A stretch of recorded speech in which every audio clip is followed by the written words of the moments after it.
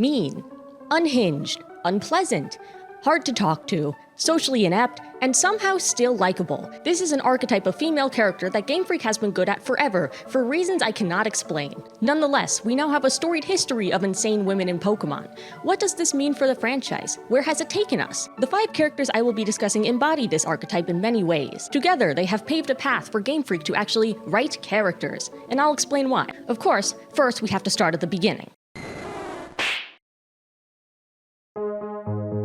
You're going to notice I don't look into the camera a lot, and that's not because I'm reading from a script, it's because I'm that bad at eye contact. So Claire is the first insane woman by my definition.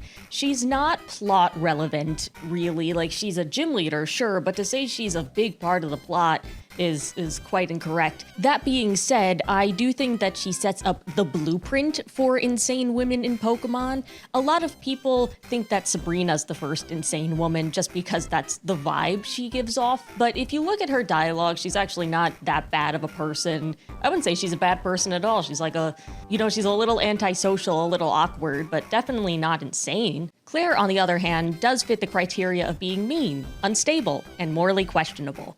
Okay, maybe not that last part, she's definitely on the side of good, but in terms of how she treats others, definitely morally questionable. Claire's purpose in the original Gold and Silver is that she is the 8th gym leader, so the final challenge you face before heading off to the Elite Four. She is very, very, very confident, definitely to a fault. When you beat her, she refuses to accept it, and she says, no, you have to go to the Dragon's Den where all the powerful dragon trainers are. Only those who have truly been accepted as powerful trainers can go in there. Not that I've been accepted or anything, but you have to go in there and prove yourself. So then you do that, and you defeat everyone because, you're the main character, you do that, and then she finally gives you the badge, and then you can finally go to the Pokemon League and beat the first part of the game. This in and of itself is unlikable enough, but then Heart Gold Soul Silver takes it to the next level by establishing that she's disliked by other characters in the game, which is unprecedented from my point of view, like from my memory. I can't think of any other character in Pokemon before I played Heart Gold and Soul Silver where they weren't a villain, but other people in their affiliation, other gym leaders in this case, simply do not like them. Claire is the embarrassment of the Johto region, despite being the 8th and most powerful gym leader. Of course, by now you could probably tell why. Preventing you from getting the badge even after you've rightfully defeated her, just because she is that upset about losing, even though she is a grown adult, is pretty bad. Whitney also gets upset when you defeat her, but I think she's a lot younger. She's probably a young teenager, so, that's a little more understandable. Claire is very much a grown woman. So in Heart Gold Soul Silver, it's, I think, when you get Erica's phone number, she's talking with Jasmine, right? And Erica is like, Jasmine, you're very plain, which is stupid. You should wear something more colorful, like maybe a light blue outfit with a cape. And Jasmine says, no way, that's way too embarrassing, which is reasonable. And Erica says, okay, I see you think Claire is embarrassing. Now, what Erica does with that information, I am not sure. Probably blackmail. But I assume that finding Claire embarrassing is a shared sentiment among the rest of the people in Johto. This carries into Masters, by the way. I had to sit there like a madman and watch Masters cutscenes because I don't play it because I don't trust myself with gacha games. I sat there on YouTube clicking on videos that had 87 views, being the 88th view, and watching cutscenes from Pokemon Masters. There were some pretty good things in there, though. One thing that Claire will let you know is that she is Lance's cousin and, shares half his genetics, which means she's pretty good. I mean, they're basically the same person. And ignore the fact that he's champion and she isn't. They're the same. She's definitely as good, if not better. Trust her. Lance very much does not care for this. He will just tell Claire, you should train harder and be better and stop being so embarrassing. Please leave me alone. In Masters, Claire uses the phrase Dragon Master 22 times, and that's only if you're counting the stuff on the wiki page. I don't know if that's complete. She's very much the type of person who thinks you should be honored to be in her presence. Do not compliment this woman. That is a dangerous can of worms to open. In the main story of Masters, or the closest thing Masters has to a main story, you first see her. She's with Lorelei, who's a member of the Kanto Elite Four, for those of you who remember her. And I have to say, Lorelei seems to find her entertaining. She gets Claire to join your team, your roster, and she literally tells her, don't embarrass yourself. I watched some other cutscenes. Claire has to get humbled by Cynthia. Cynthia! Before it gets into her thick skull that she is not as good as she says she is. Claire is a great example of immovable arrogance versus unstoppable insecurity. And although there's not much to really dissect with Claire, I still think she is worth putting on this video because she is the blueprint for being awful. She needed to be there to establish that there are unlikable people in the world of Pokemon. Not just to the player, but to the other people in the world of Pokemon.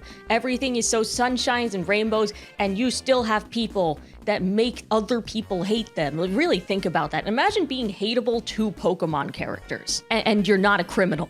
I mean, yet, who knows what's gonna happen if Erica gets that information to Claire. You know, hey, Jasmine thinks you're embarrassing. It would really be a shame if you had a word with her. Anyway, here's her address, and she leaves the back door unlocked. Maybe I should have put Erica in this video. But I think the difference is that Claire is very loud about how horrible she is. And that's going to be a recurring theme through this video, is that all these women very much let you know from minute one they are horrible people. Of course, when I say horrible, I don't necessarily mean that they're morally bankrupt people, just morally questionable. How they see other people around them may not be the best. But is Claire mean? Yes. Is she unstable? Yes. Does she have an enormous ego? Also yes. We should always pay tribute to our ancestors, the original ones, those who laid the groundwork for us to become even more terrible. So for once, I might be the first person to say, here's to you, Claire. Thank you for being yourself. So this is actually the first segment I'm recording because when you hyperfixate on a character for 8 years, talking about them gets a lot easier and way more automatic, and I'm not scripting this. So this photo used to be here for several months until it wasn't. I don't have a tripod or a camcorder, so my setup right now is a desk lamp that has an Elgato Pro literally taped to it and a Walmart lamp that's doing the lighting. Now, I think it's important to talk about representation. You know, everybody should see themselves in a piece of media. It doesn't have to be every piece of media they consume, but it should be a substantial number. People like to see themselves, that just makes sense. And as a 5'3" woman who is filled with anger, I feel like I don't get enough of that. We get a lot of short, angry women, but I want a short, angry woman who's also a menace to an entire country, which is why I am so glad that Zinnia exists. Rayquaza once said, I need someone strong enough to mug a child, but gentle enough to project her unprocessed grief onto a small animal. Smart enough to mug a child, and passionate enough to mug a child. Someone with so much love they can mug a child. So Rayquaza created the Zinnia. Now, for those of you who don't remember, because Omega Ruby and Alpha Sapphire came out almost 10 years ago, isn't that lovely to think about? Zinnia was only found in the Delta episode, which is the post-game for Omega Ruby Alpha Sapphire. It's basically about a meteor that's going to hit Earth, and you have ways you're going to stop it, and then this woman keeps getting in the way for this, that, or the other thing. We are formally introduced to Zinnia after she has finished mugging your neighbor, who is 12, by climbing into their second-story window and fighting off their entire team, and then stealing their keystone and leaving. And then introducing herself to you like nothing happened. So right off the bat, we know this woman is a force of chaos, which is just wonderful. Zinnia then proceeds to go around the region, absolutely wreaking havoc and getting in the way of everything you're trying to do. She is stealing keystones, she is breaking pieces of technology that could theoretically save everyone because she has her own philosophy. She's really into the whole Rayquaza thing. She's working with the evil team of the respective game, who she then later mugs so she could steal their keystones. Again, this woman is probably 5 feet tall, under 100 pounds, absolute force of nature, mostly thanks to having dragons, but I have to say, I've never seen another Pokemon character just beat up people like this. I think if Zinnia didn't have a Pokemon on hand, her choice of weapon would be a baseball bat, because, a gun wouldn't be personal enough. Zinnia has a very specific type of rage, which is that it is personal, but also very high stakes. Like, in the game, we don't get much context. She just really hates the Devon Corporation and really hates Steven. And I love how she hates Steven, because in Pokemon games, we get a lot of, like, heroes and villains, but I wouldn't really call Zinnia a villain. Like, her goal is to save the world. She just has a different way of going about it, like a different set of morals and a different set of values and philosophies than Steven Stone. That being said, even though they share the same goal, which is to save the world, her and Steven just absolutely fucking hate each other. And like I said, it's not a hero and villain thing. These are just two people with very opposing sets of values that absolutely hate each other. We need more of this in fiction. I'm tired of it being like, oh, they're heroes and villains, or oh, like they're gonna get together later, so they need to start out as enemies and enemies to lovers and all that, or like, oh, they're rivals. Like, where's the good old-fashioned hatred? Zinnia hates Steven so much that she refuses to call him by his name. She calls him ex-champion consistently. And that's in the game proper. In Masters, even after this has all been resolved, she still won't call him Steven. Like, you can check her entire quotes page, it doesn't come up once. And like, the hatred is mutual. Like, while Steven will actually say her name, in the game it always sounds like it was meant to be a slur. Like, he'll say, that woman, that Zinnia. Like, geez, tell me how you really feel. So anyway, back to the plot proper. Zinnia drags you up Sky Pillar and tells you a bunch of lore, because she's the lore keeper, and that's what lore keepers do, they tell you lore. And then when you get to the top of the tower, she tries to summon Rayquaza. It doesn't work, but thankfully you're the main character. It can help out with the situation. You ride on Rayquaza, go up to the meteor, defeat Deoxys, and save the world. It's pretty cool. Now, an important part of Zinnia's characterization that's revealed more towards the end of the Delta episode is that she has a dead loved one. The dead loved one is named Aster, no relation to this channel. Aster is also the name of Zinnia's pet Whismur. I say pet because even though it is technically the sixth member of her team, it never battles on account of it being a Whismur.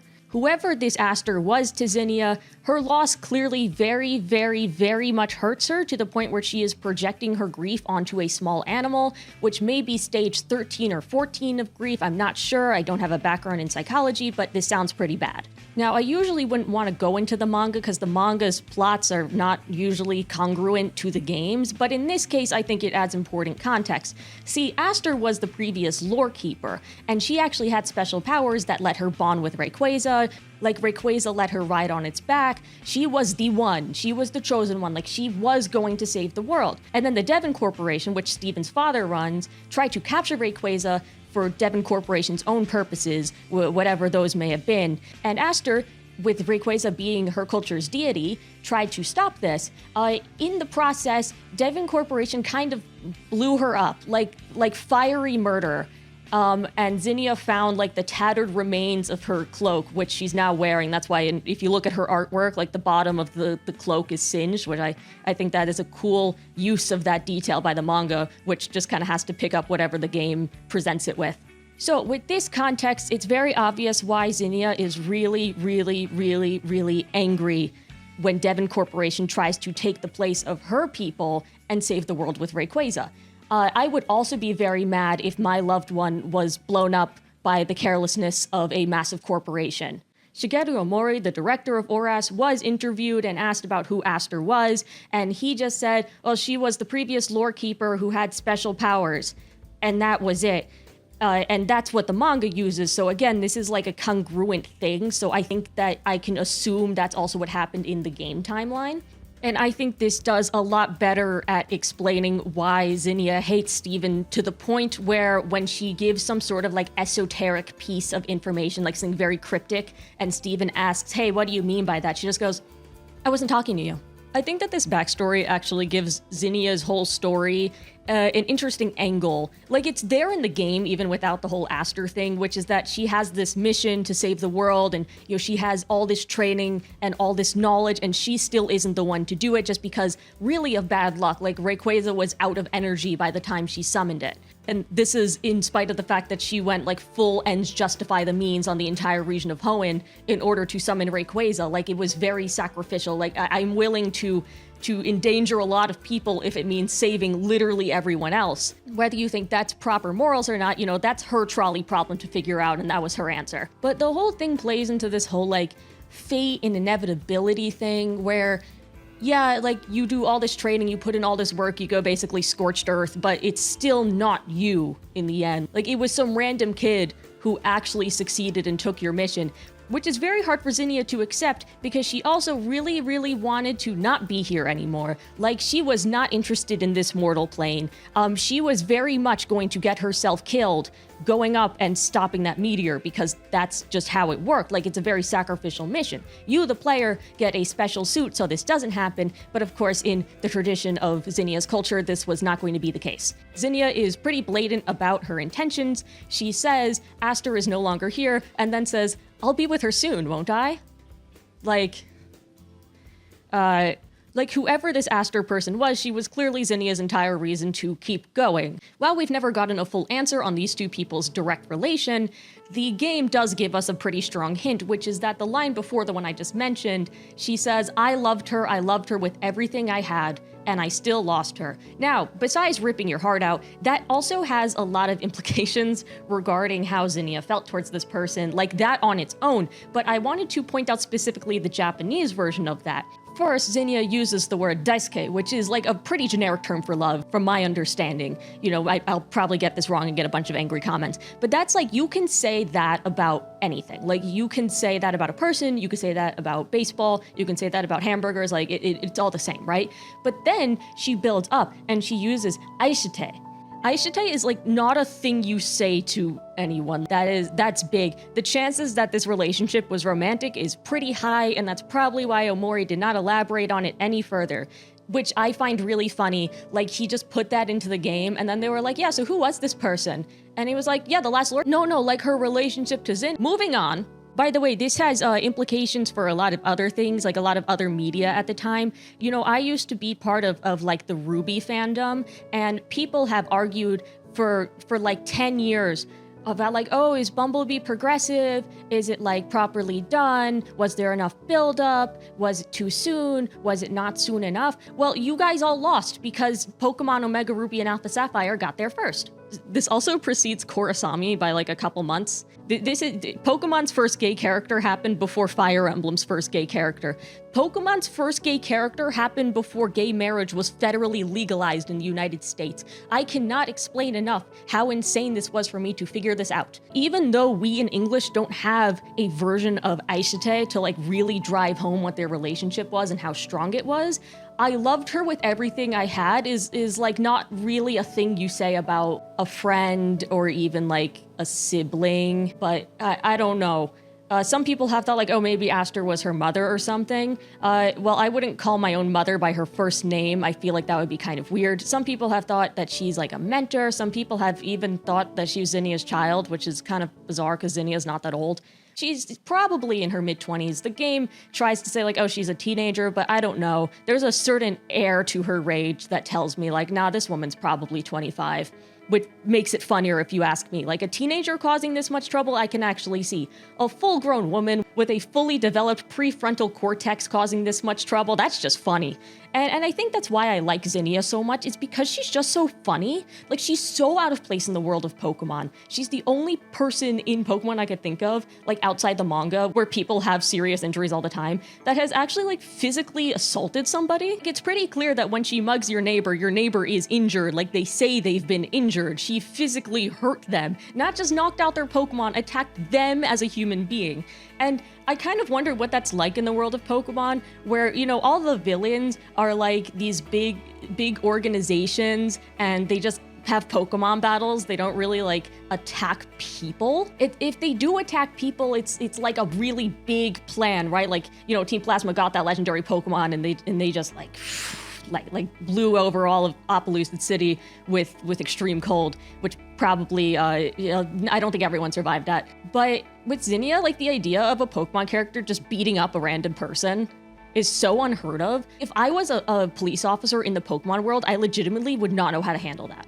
Zinnia is just a cryptid. She is filled with a type of rage that only a short gay woman with a tragic backstory could have. Like, this is the backstory of, like, a League of Legends character. This is not the backstory of a Pokemon character. This is so weirdly intense and so divorced from Pokemon as a concept. So many people in Pokemon, I don't think they think about things not related to Pokemon ever, like their lives revolve around battles or a particular Pokemon or Pokemon training or whatever other Pokemon related thing. But like Zinnia's #1 thought is of another human being, which already sets her apart from the pack. Like, I just adore how out of place she is. It really shows up in Masters, where most Masters dialogue is the most generic, "Oh, let's all have a great day with our Pokemon," unless the character has like an accent, in which case they will say that same thing but in an accent. And then you go up to Zinnia, and she's like, "Do you have someone or something you'd want to protect at all costs? Something greater than yourself?" If the answer is yes, you should remember this. Try not to take things for granted, especially the things you really care about. You never know. One day they could suddenly disappear, lost forever. I mean, it's your job to make sure nothing like that ever happens, but you can't be too careful. They say you never truly know how much something means to you until it's gone. I wonder if we even realize how much we love the things we want to protect. And then like you go over to the next character and they're like, "Let's have a great day with our Pokemon." I'm really glad they didn't put Zinnia in the anime, because could you imagine her meeting Ash? And Ash is like, "Don't worry, I'm sure your friend still lives on in your heart because friendship never dies." And then she's like, "She's fucking dead, Ash. She's fucking dead." Zinnia having a defined personality also means she has a defined way of speech, which in Pokemon at that point was pretty unheard of outside of N. Like, when I read her dialogue, I hear very specific inflections in my head. You really can just imagine how somebody would deliver these lines, which, again, is not true for most other dialogue in the series. It got better later on, we'll touch on that. But as far as Gen 6 goes, like, this was pretty insane. This blew my mind. The way this woman just absolutely hates everything around her is palpable in her dialogue. It's really incredible to me. She just radiates it. Like, there's a part where she walks into the Moss Deep Space Center and a security guard comes up behind her and it's like, "Excuse me, you can't be in here." And she just squares up, walks up to the security guard and is like, "Why not?" Security guard backs away, like it's not worth it. It's just not worth it. She is able to physically take on large people in a fight. Like, she was able to get a keystone off of like Archie, off of Matt. These are large people compared to her. Most people are large compared to her, which again, I relate to. I feel that this picture really isn't that big. And I really admire someone who can just have that level of rage and spite coursing through them, that the bounds of, physics doesn't really apply to them anymore. Like, this is all just a very long way to say Zinnia was one of the first Pokemon characters who was a character, which you cannot say about many other Pokemon characters. The fact that she has like a backstory that makes sense with her current actions, that, drives the story along, the fact that she is like a distinguished personality, a distinguished thing in the realm of Pokemon among the other human characters, that's big. That was big for the time. We're spoiled now. Gen 9 had like 5 whole characters. That's big. She was truly the first like actually unhinged and insane woman to truly affect a story in Pokemon. So that's another landmark. Claire is just insane, but she doesn't really have a bearing on the story. Zinnia could have caused the apocalypse by accident. I should probably also take a moment to shout out her themes. Her like actual music is really good. The guy who was in charge of Oras's music was also in charge of Gen 5's music, Shota Kageyama.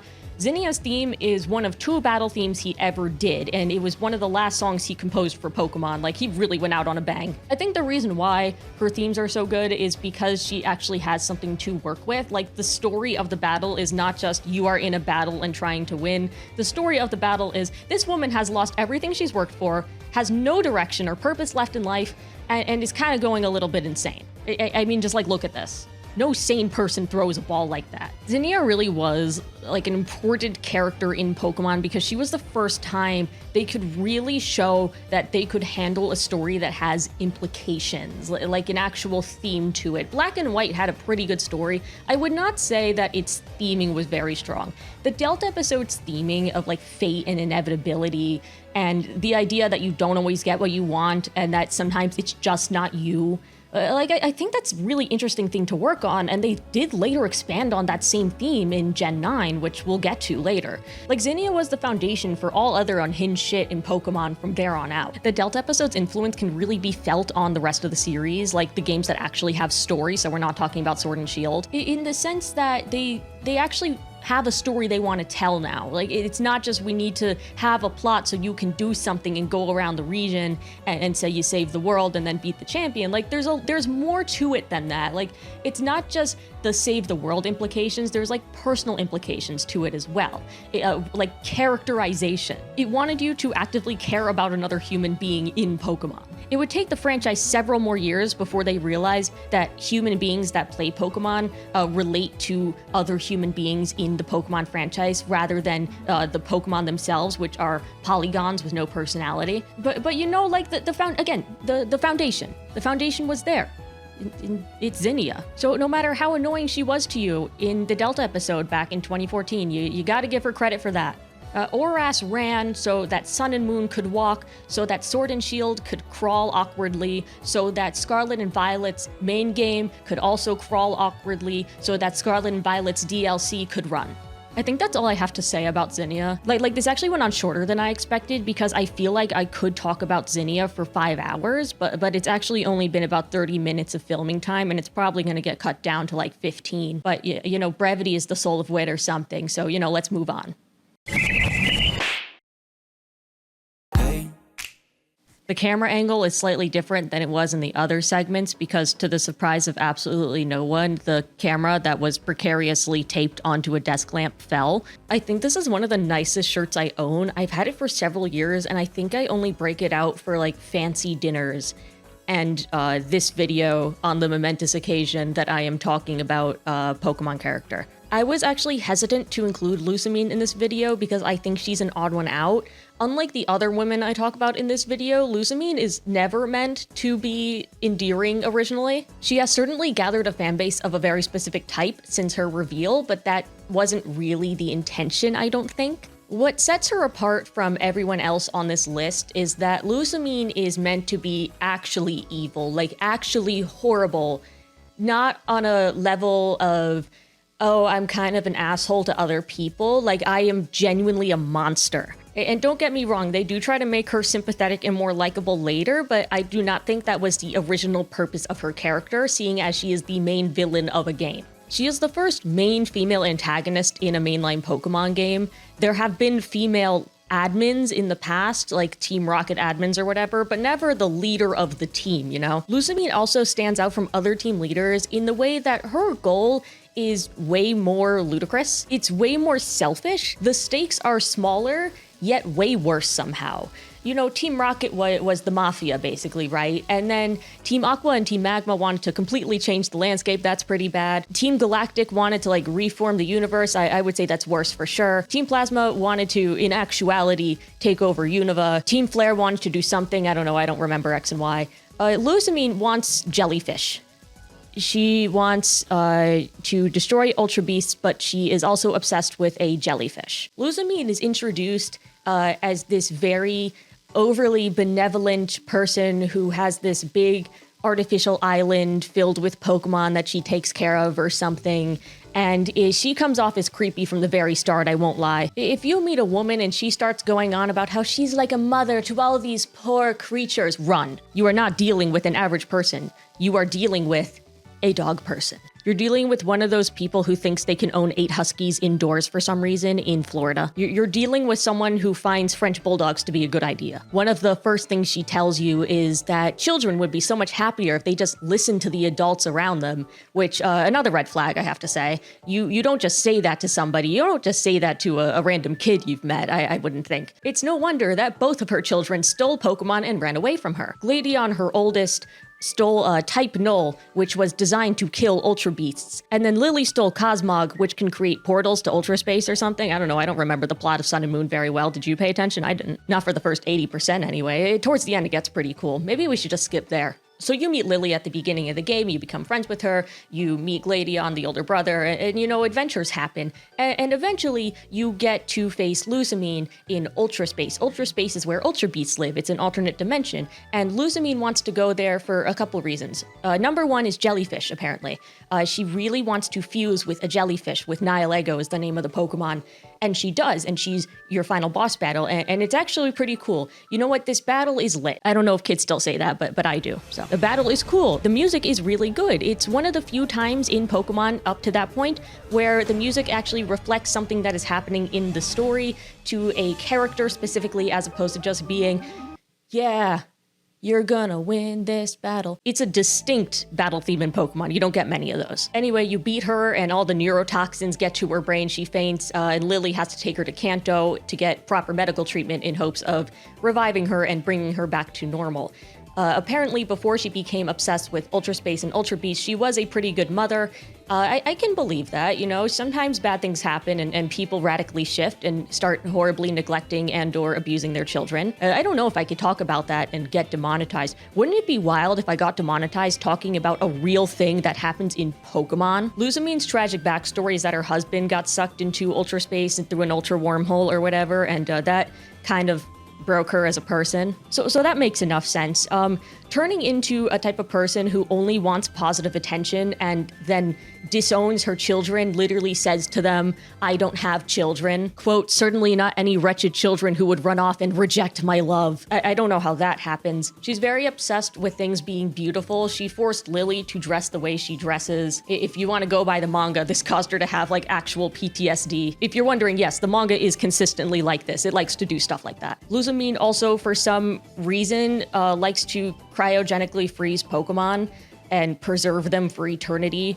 And keep them like in her basement in the artificial island. She also manipulated Guzma in some way to do her work for her, Guzma being the leader of Team Skull being a bunch of gangsters that just roam around Alola and cause petty trouble. But yeah, eventually the only thing she loves is Ultra Beast. She says it herself, and that's why she's willing to literally fuse with the jellyfish and become one. Luzamine's goals compared to all the other evil team leaders is so wildly personal. It is so specifically individualistic. It benefits her and no one else. It doesn't even benefit other members of the Aether Foundation.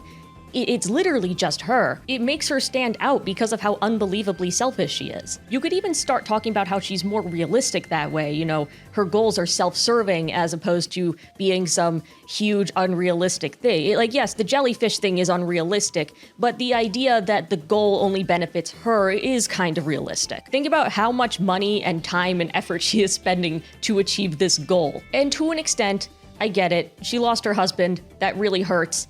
Taking it out on her children, bad. Wanting to fuse with a jellyfish, bad. She toes that line between sympathetic and irredeemable, which I like in a villain. If I was in charge of writing this character, given the personality that I've been presented with and how she treats other people, I would not say she should be so easily redeemed and forgiven. Game Freak seems to think differently. With every iteration of Luzamine since the original Sun and Moon, there has been a concerted effort to make her less awful. Ultra Sun and Ultra Moon took away the jellyfish thing. She's still abusive to her children and a horrible person, but she is not into abandoning everything and wasting probably billions of dollars in order to exist peacefully among the jellyfish. I think it's cool theming that it's Nihilego that she's obsessed with because, you know, nihilism. She doesn't see a purpose in benefiting the world around her. She doesn't see a purpose in existing.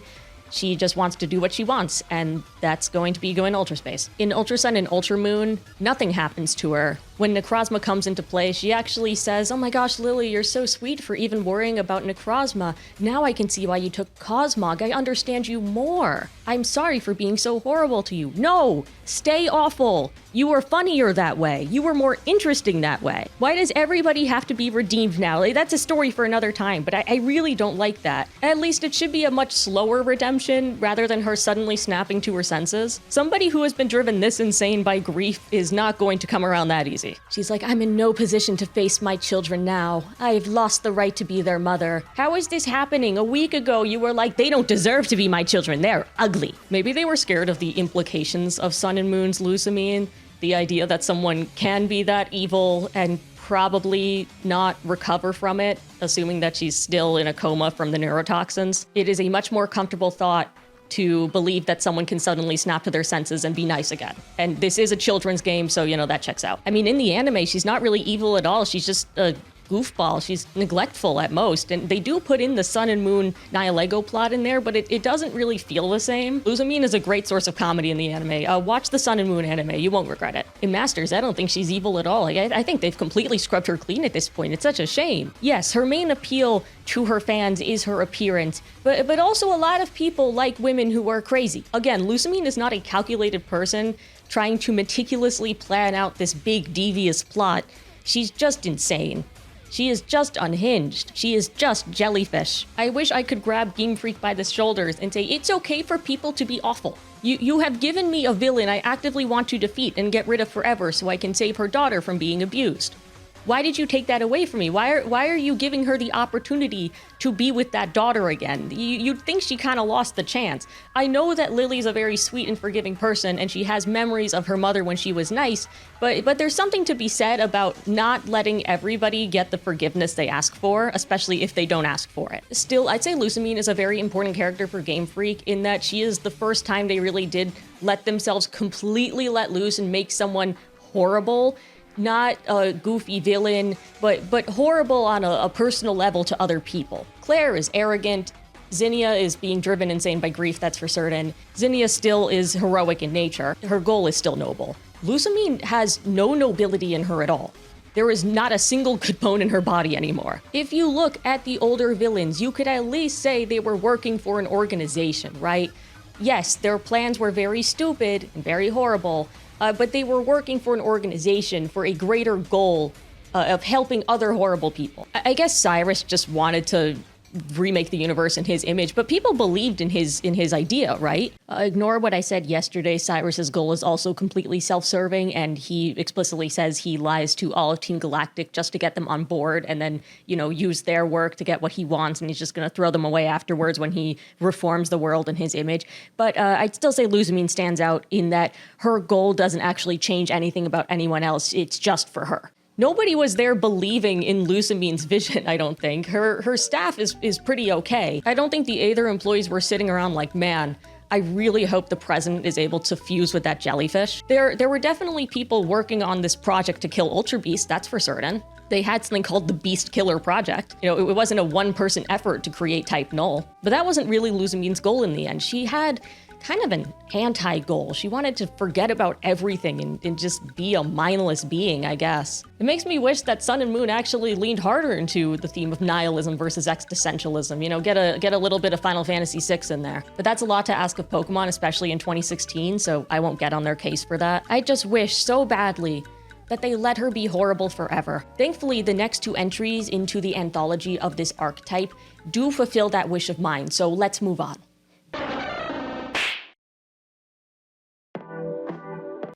Jersey, purple, Clara outfit.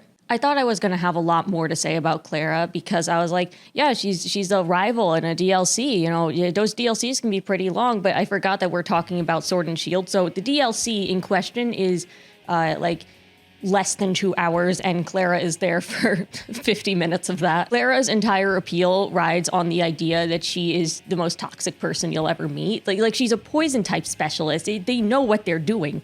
Now, the backstory for why she's a poison type specialist is because she thinks it suits her, but also because there's less competition because it's not as popular. I guess me as a dragon type specialist would really be, in the trenches trying to get my position. You meet Clara when you're going to this dojo place in the Isle of Armor, which is DLC for Sword and Shield. She joined the dojo because she thought it was going to be an easy way to get stronger. Clara is all about doing things the easy way. The other part of her backstory is that she wanted to be a pop star, and even though she put in the effort to promote herself and everything, she only sold 8 copies of her debut album. So instead, she wanted to become a gym leader to promote herself. And she thought that the easiest way to get stronger was to go to this dojo place, because she was like, yeah, this'll probably be fine. Of course, after she gets there, she realizes she has to put in effort and quickly becomes lazy and unmotivated. That changes when you, the player, shows up, and maybe Clara had like a preemptive notion of this, a preemptive feeling, because Right when you show up, she wants you gone. She battles you right away, but remember, this is Sword and Shield, so she'll take you about 10 or 20 seconds to defeat. It's fine. You get to the dojo, and there's 3 trials you have to complete or something. I do have to say, when Clara is about to get her dojo uniform and the fast slowpoke steals it, and you hear the jingle for like, you got an item, but it like slows down when it's stolen, like there's a record scratch over that jingle, that's pretty funny. That got a hearty chuckle out of me. The first trial, she doesn't put in any effort. The second trial, she puts in some effort because she wants to be better than you, the player. And for the third trial, it's a battle against you, the player, in which she puts in the extra effort of cheating by putting toxic spikes down on your side of the field. You know, sometimes you gotta do what you gotta do. It's very paradoxical, is it? You know, it was more effort to secretly do that, but also it's cheating. So she basically has to do community service as punishment, but she does not get kicked out of the dojo because the dojo master is like, oh, well, you just want to beat your rival and you're finally motivated for once, so we're going to keep you around. And that's it. That's the DLC, and that's Clara. I should point out that she only appears in Pokemon Sword. If you got Pokemon Shield and you played that same DLC, you got some guy named Avery who looks like he would post has-been hotel opinions on Twitter. Clara's a good source of humor. It's smaller things with her, which I appreciate. For example, her first league card that she gives you, you can see that in the background, her Slowpoke is like distorted, like it's a Photoshopped image to accentuate her curves or whatever. The other league card, it shows, yeah, she's actually putting in the effort now. You know, she's lifting some weight. She's taking care of her skin, all that good stuff. You can also find her in the Galarian Star tournament, you know, where you could partner up with other characters and do more laughably easy battles. Oh my gosh, I'm already running out of things to say and I've only been recording for 5 minutes. This is the curse of Pokemon Sword and Shield. You get these nuggets of characterization and you're like, man, that would be interesting. That would be funny in this scenario. That could be cool in that scenario. And then there's nothing else. That's it. You have a bunch of half characters, and then you go on AO3 and people have to make them into full characters, and my goodness, they will come up with anything to fill those gaps. I think Clara's popularity is similar to Luzamine's initial popularity, if you catch my drift. How did I have more to say about Claire than I did about Clara? Oh my gosh, their names are similar. That's so funny. We have a toxic name in Pokemon. It's like the name Justin, but in Pokemon form. Yeah, Claire's kind of a one-joke pony. She's a poison trainer. She has a toxic personality. That's it. Yeah, that's as good as you're gonna get for any character analysis about anybody from Sword and Shield. Isn't it awesome how my hair just blends into this navy blue jacket because my lighting is so bad? That's wonderful. I went into the Gen 9 DLC with no expectations, and I'm glad I did because I was very pleasantly surprised. The main story of Scarlet and Violet really isn't anything to write home about. Arven's story is pretty good, Nemona's okay, Penny's okay, but there wasn't anything that really stuck out to me, something that I would hold and treasure in my heart for the rest of my life. The first time I got a glimpse of the DLC, my first thought was, oh my goodness, that girl is tall. Carmine must be like 6 feet tall, and that alone makes her the most interesting Pokemon character in years. I appreciate that she's not just a scaled up tall, like they actually gave her the proper proportions of a very tall teen girl that hit her full adult height when she was 13 and never looked back. The first part of the DLC takes place in this small little rural Japanese-y place called Kitakami, where you're going as a kind of a field trip. Carmine is there to greet you, and the first thing she tells you is that she does not like outsiders. That's right, Carmine is racist. The next thing that's established about her is that she is not nice to her little brother Kieran, who is about half her size. You really walk up to her and she's like, yeah, don't listen to my brother, he's a piss baby. Anyway, I'm racist and I hate outsiders. She's part of the formal greeting committee they've set up for the kids coming in on a field trip, and she literally starts with like, greetings, outsiders. I mean, visitors from Paldea. As soon as this happened, I knew we were in for something special because I could tell right away that the DLC writers let every intrusive thought win. When she formally introduces Kieran to you, she's like, yeah, my little brother has been obsessed with you. He won't stop talking about you. And Kieran's like, come on, sis, you're being such a dummy. And she's like, what did you just say to me? It's pretty obvious that Carmine, like, physically beats her brother. There's a part where her grandfather is like, Carmine, please be kinder to your little brother. And she goes, I was being kind. I didn't hit him or anything. Another actual Carmine quote is, let's do this, outsider. I mean, totally ordinary guy. I wonder how many slurs Carmine knows. So the local culture of Kitakami has these legends about an ogre. Ogrepan is the name of the Pokemon, and there's these 3 other Pokemon that ran it out of town but got killed in the process, and everybody reveres them because it's like they sacrificed their lives to keep the town safe from the ogre. Now, we know as players that Ogerpon is going to be a good thing because we're going to have to catch it. But anyway, you learn that the little brother Kieran is actually very fond of the ogre in the stories because he also feels like an outsider, so he relates to it. During a festival that revolves around this story, you and Carmine encounter Ogerpon, like in the flesh, and you realize what it is. She's like,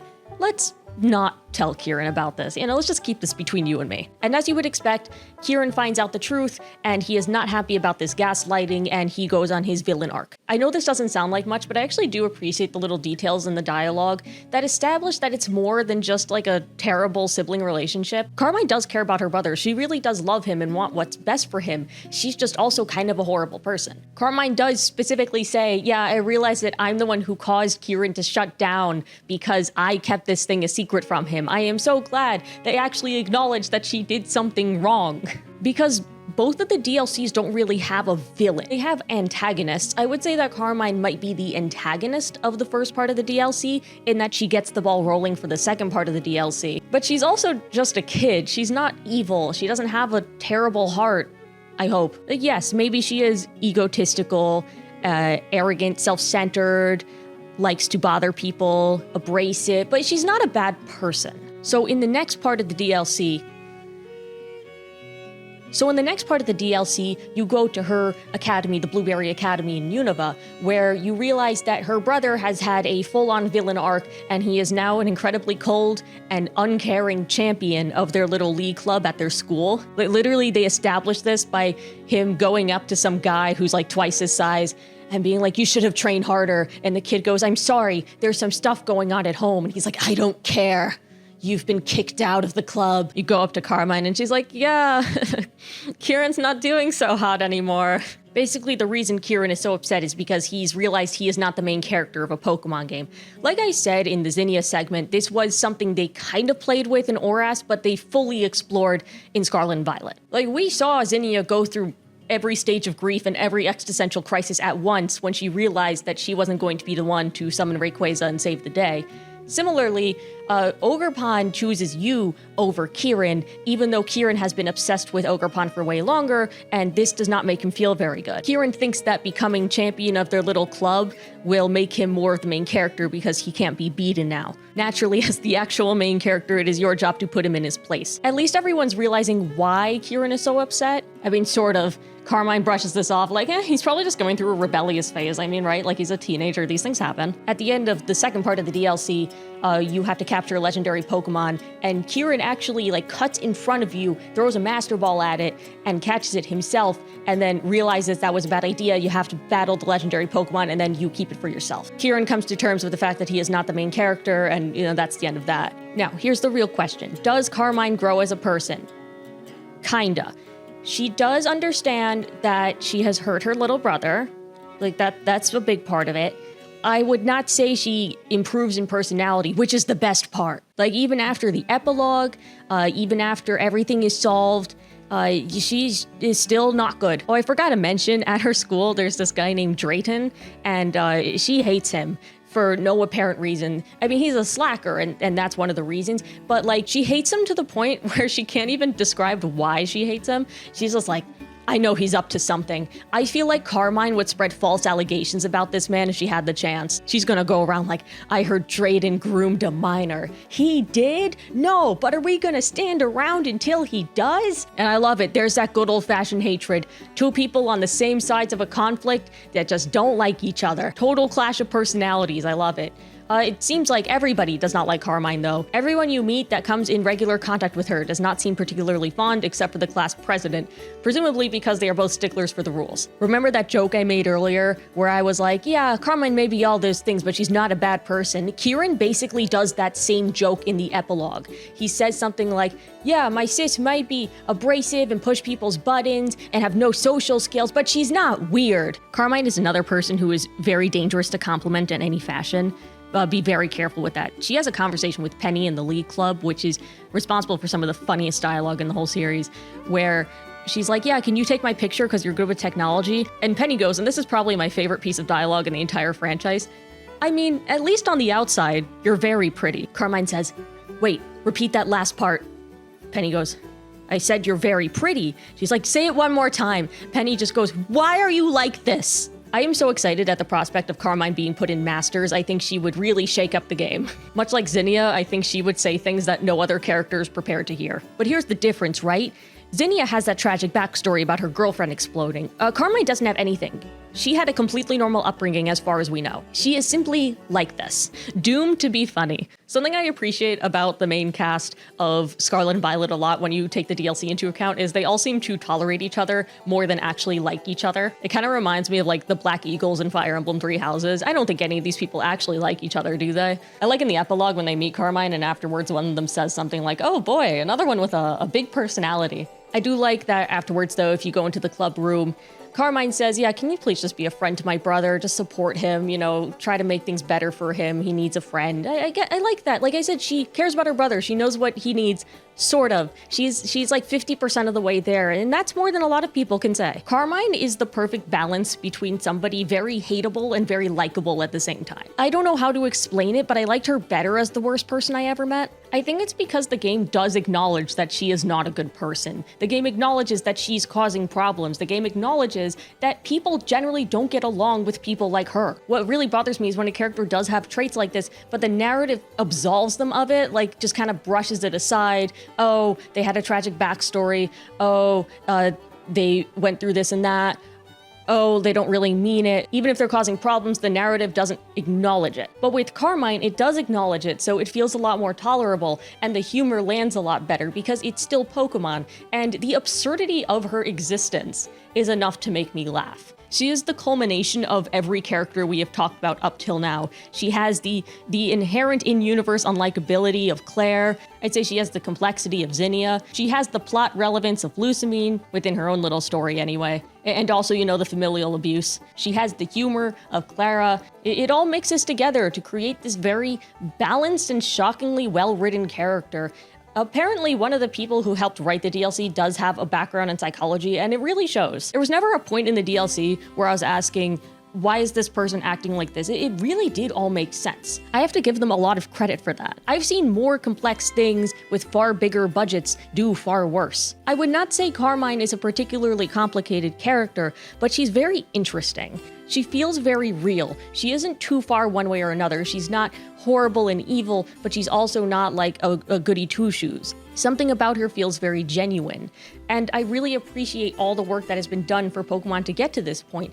It was tough for them for a long time to write a real character because they were so afraid of going too far. They probably didn't want to tackle uncomfortable ideas like someone can be really cruel to you but also care about you at the same time, and maybe they're not necessarily a bad person, they just need some guidance and they need to understand you better. That's tough. There was a long time there where Pokemon didn't really want to touch anything complicated with a 10-foot pole. Zinnia was a total anomaly, you have to understand this. The Scarlet and Violet DLC feels like they finally let loose. It's not just in the story, it's also in the dialogue. It feels so funny. It feels so real. Again, these characters tolerate each other. They're not like super best friends. They're all very weird people who do not necessarily get along, but they kind of have to because they're all classmates and they're all like in the same group. They are people who are stuck together rather than together by choice. It's kind of like when you're friends with a bunch of different people, but they're not friends with each other, but you kind of have to make them all come together so you could be in the same room with all of them at the same time. I'm so glad Pokemon's finally allowing itself to have characters and finally allowing itself to have humor beyond just like little one-off lines. The entire DLC kept me engaged, Carmine and Kieran being the biggest reasons why. If I sound kind of discombobulated in this segment, it's because it is kind of hard to articulate why exactly this is so impressive.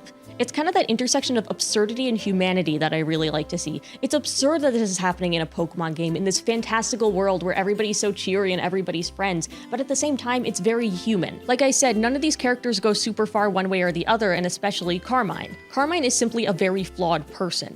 Yes, she's flawed enough to make for very good humor, but she's also flawed enough to make for a very good story. You don't have to sacrifice humor for good characterization. You can have both. She's proof of that. The source of her humor isn't just like how Zinnia is super out of place in the franchise. The source of her humor is very genuine. Like, I can tell they wrote these lines to be very funny. I really hope this is the start of a new era for Pokemon where they are no longer afraid of writing real stories and real characters. It actually makes me excited for future games. Maybe I shouldn't say that because I have a horrible track record with the Monkey's Paw, but for now I'm just really glad to see Carmine exist.